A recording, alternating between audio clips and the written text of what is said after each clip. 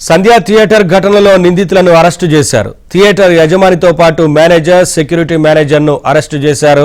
సరైన భద్రతా చర్యలు చేపట్టని కారణంగానే రేవతి మృతి చెందిందని తేల్చారు పోలీసులు.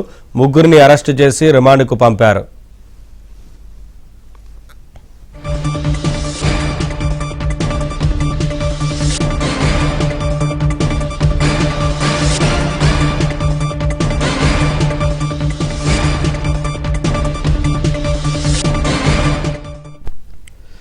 ఇక ఇప్పటికే సంధ్యా థియేటర్ ఘటనపై అల్లు అర్జున్ స్పందించారు. 25 లక్షల ఆర్థిక సాయం ప్రకటించారు. బాధిత కుటుంబానికి అండగా ఉంటామని తెలిపారు.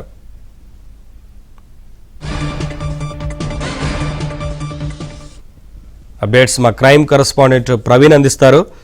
ప్రవీణ్, ఇప్పటికే ఈ ఘటనకు సంబంధించి ముగ్గురిని పోలీసులు అరెస్టు చేసి రిమాండ్కు పంపినట్లు తెలుస్తోంది కదా, ఏంటి వివరాలు?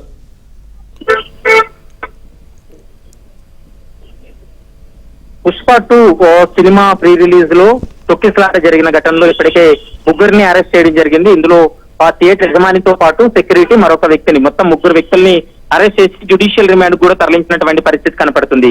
ఎందుకంటే హీరో అల్లు అర్జున్ వచ్చినటువంటి సమయంలో థియేటర్ యాజమాన్యం పోలీసులకు సమాచారం అందించకపోవడం, మరోవైపు అక్కడ భద్రతాపరమైనటువంటి చర్యలు తీసుకోకపోవడం వల్లనే ఇప్పటికే థియేటర్ యాజమాని పైన కేసు నమోదు చేసినటువంటి సందర్భం ఉంది.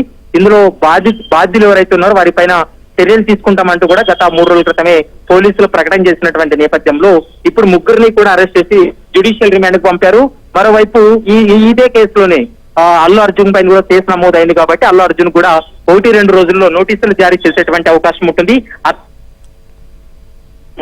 ఒక విఐపి బయటకు వచ్చినప్పుడు, ఒక సెలబ్రిటీ బయటకు వచ్చేటువంటి సమయంలో ఖచ్చితంగా వాళ్ళ టీం కానీ మైత్రి మూవీ మేకర్స్ వాళ్ళు కానీ పోలీసులకి కొంత సమాచారం ఇవ్వాల్సి ఉంటుంది. ఆ సమాచారం ఇవ్వకపోవడం వల్లనే ఈ స్థాయిలో అక్కడ తొక్కిసలాట జరిగి ఒక మహిళ ప్రాణం పోగొట్టుకుంది. మరొక బాలుడు తీవ్ర అస్వస్థకు గురయ్యి హాస్పిటల్లో చికిత్స పొందుతున్నటువంటి పరిస్థితి. కాబట్టి ముగ్గురు వ్యక్తుల్ని మాత్రం అరెస్ట్ చేసి జ్యుడిషియల్ రిమాండ్ కూడా తరలించారు. మరికొంతమందిని ఈ కేసులో నోటీసులు జారీ చేసి విచారణ జరుపుతామంటూ కూడా పోలీసులు అయితే స్పష్టం చేశారు. నవీన్. ఓకే ప్రవీణ్.